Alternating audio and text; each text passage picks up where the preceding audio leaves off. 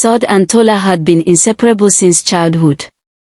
From the dusty streets of Lagos to the crowded classrooms of university, they shared secrets, laughter, and dreams. People said best friends were rare. But they believed theirs was unbreakable. Every Friday evening, they met at their favorite cafe, sipping tea and talking about everything: jobs, love, family, and sometimes nothing at all. Sade was the steady one, careful, thoughtful, loyal. Tola was the spark, adventurous, charming, always laughing loud enough to make strangers smile. Together, they balanced each other. One hot afternoon, Lagos shimmered under the sun. The city was alive with honking cars, shouting vendors, and the smell of fried plantains mixed with petrol. Sade and Tola were walking down Allen Avenue, laughing about a failed business pitch, when they noticed a small crowd around the cafe entrance. "That's Connor," someone whispered. Connor. Handsome, confident, the kind of man who turned heads without trying. He was tall, neatly dressed, with a smile that seemed to charm even the most skeptical passerby. And today, he smiled at Tola as if he had been waiting for her. Sade's chest tightened slightly, though she didn't understand why. Tola's eyes lit up, sparkling with excitement. "Come on," she said, dragging Sade closer. The man greeted them warmly. His voice was smooth, confident, the kind that made everyone listen. He asked about their lives, their work, and laughed at Tola's jokes. Sade noticed the way Tola leaned in, her laughter a little higher, her smile a little wider. She felt a flicker of something she tried to ignore, unease. But Tola was oblivious. She was mesmerized, thinking about the attention, the charm, the thrill of being noticed in a way she hadn't been for years. Sade, on the other hand, stayed quiet, observing. She remembered every conversation they'd had about loyalty, friendship, and the men who could come and go in their lives. "Connor," Tola said finally, eyes sparkling, "you should come to dinner with us tonight. Sade and I make a mean jollof." Sade smiled politely, nodding. But inside, she felt a tiny warning. Something about the ease with which Connor charmed Tola, and everyone else, felt dangerous. The afternoon passed in a blur of laughter and promises. Lagos continued its chaos around them, street hawkers, motorbikes, and the hum of life. But in that small cafe, a new tension had quietly entered their friendship. Sade didn't say anything yet. She trusted Tola, trusted their bond. But the spark of change had begun. And sometimes, the smallest spark could grow into fire. That evening, as they walked home, Tola couldn't stop talking about Connor. Sade listened, smiling, her mind racing. She knew friendship was precious. But she also knew desire, attention, and temptation could twist hearts in ways even the strongest bond couldn't always predict. Lagos didn't pause for anyone. And tonight, neither would their friendship. The next few days were a blur of messages, calls, and stolen glances. Tola couldn't stop thinking about Connor. Every notification on her phone made her heart skip. Every story he posted on social media felt like a secret invitation. Sade noticed the change immediately. Tola's laughter had grown lighter, almost flirtatious. She lingered on her phone longer, smiling at messages Sade couldn't see. At first, Sade thought it was harmless, a crush, perhaps. She reminded herself that people were allowed to feel, to admire, to want. But admiration began to slip into something else. Tola started asking about Connor's routines, his favorite spots, even joking about what it would be like to have him notice her more. Sade's heart tightened, a quiet ache she couldn't explain. She wanted to warn Tola, but every time she opened her mouth, her words felt small, powerless. One evening, the three of them met at a local cafe. Connor was charming, as always. He complimented Tola's dress, laughed at her stories, and listened carefully to her voice. Sade noticed how Tola's eyes sparkled when he smiled at her. She noticed the way Tola leaned closer to him, brushing her hair behind her ear. It was subtle, almost innocent, but Sade felt it like a shadow stretching across their friendship. During the night, Tola excused herself to take a phone call outside. Connor leaned slightly toward Sade. "You're a good friend," he said with a small smile. "Your loyalty is rare." Sade forced a smile, but her mind was elsewhere. Loyalty. Where? She thought of Tola. She thought of the way her best friend's attention had shifted so quickly. A small warning bell rang in her chest.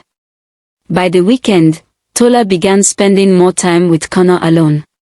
Sade stayed behind, pretending to be busy, pretending she didn't notice. But inside, a quiet fear was growing. She knew her friend, Tola, could be impulsive, charmed by attention, eager to be seen, to be admired. And she knew Connor, handsome, smooth, dangerous in his ability to draw hearts. One night, Tola sent Sade a message, "Don't worry, you'll meet him soon. He's amazing. You'll see." Sade read the words and felt a cold pang.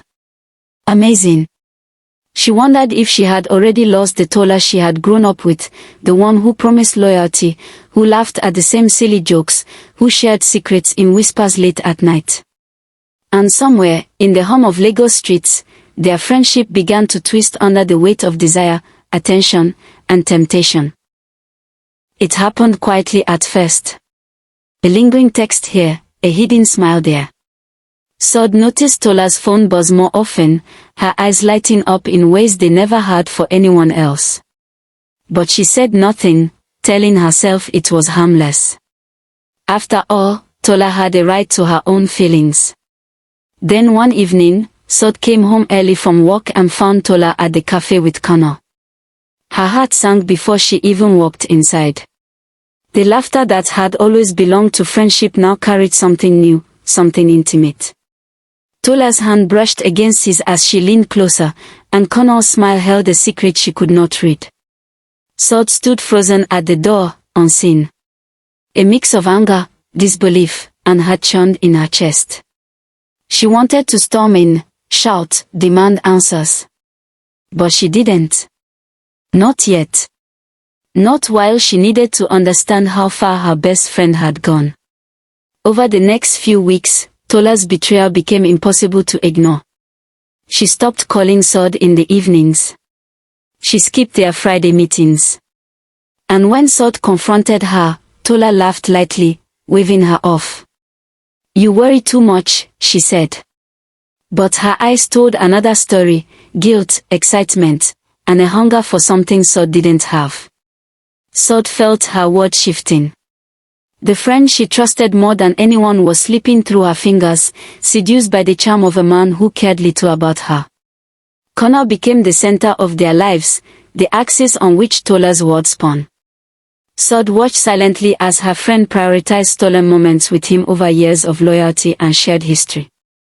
Then came the messages. From Connor to Tola, sent late at night. Sweet words, flirtatious hints, promises that never belonged to Sade. One morning, Sade saw a notification on Tola's phone, a photo Connor had sent. Tola smiled at it, a smile Sade had never seen before, a smile that cut through her heart like a knife. Anger and sorrow mixed in her chest. She had trusted Tola with everything. Secrets, dreams, laughter, heartbreak, they had shared it all. And now, it was as if those years never existed. Sade realized something vital: some bonds, even the strongest, could bend under temptation. And some people, even the closest friends, could betray not out of cruelty but out of desire, envy, and the thrill of attention. That night, Sade stayed awake. Lagos hummed outside, indifferent. She felt small, betrayed, and alone, but not defeated. She understood now that the consequences of desire often fell hardest on those who trusted, who loved without question, and who stayed loyal when loyalty was rare. The days that followed were quiet, heavy with regret.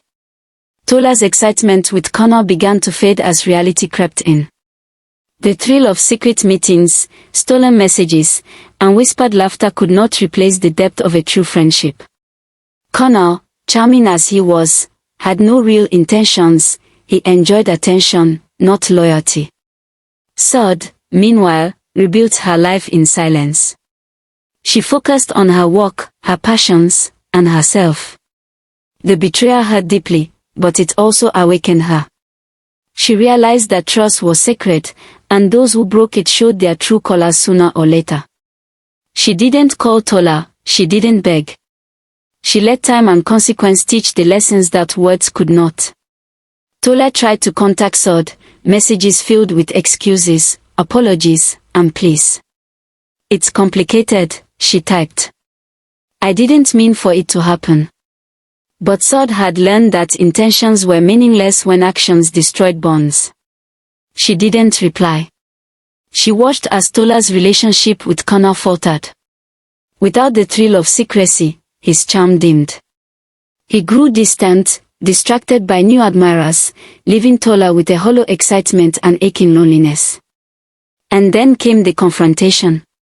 Tola returned to Lagos one evening, hoping for forgiveness, for a second chance. Sade met her at their old cafe, the place where they had shared laughter for years.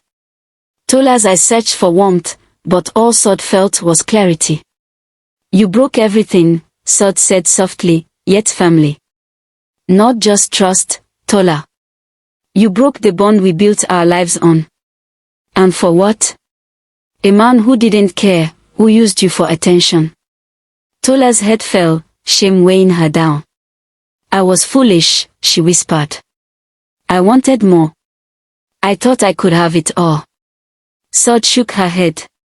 "You lost the best thing you already had." In that quiet moment, Lagos roared outside, indifferent to their pain. Tola left, finally understanding that desire and envy could never outweigh true friendship. Connor disappeared, leaving only regret behind. Sade, though hurt, felt something lighter, freedom.